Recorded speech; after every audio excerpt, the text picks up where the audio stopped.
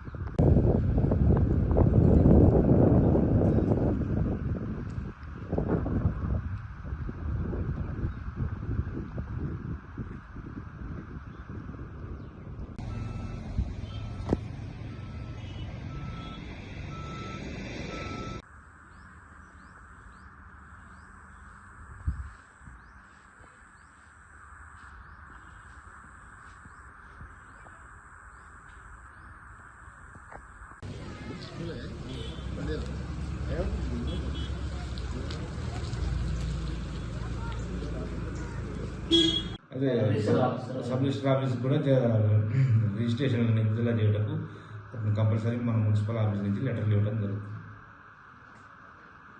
Aliabad municipality పరిధిలోని లాల్ఘాట్ Malakpet revenue survey number 140, 141లో సుమారు 3 ఎకరాల విస్తీర్ణంలో ఇల్లీగల్గా వెంచర్ చేసి ఫ్లాట్లు విక్రయిస్తున్నట్టు మా దృష్టికి వచ్చింది. దానికి వెంటనే మేము నోటీసులు ఇచ్చి వాళ్ళు నాలా కన్వర్షన్ కానీ నిబంధనలకు విరుద్ధంగా ఎట్లాంటి లేఅవుట్లు చేసినా కూడా కంపల్సరీ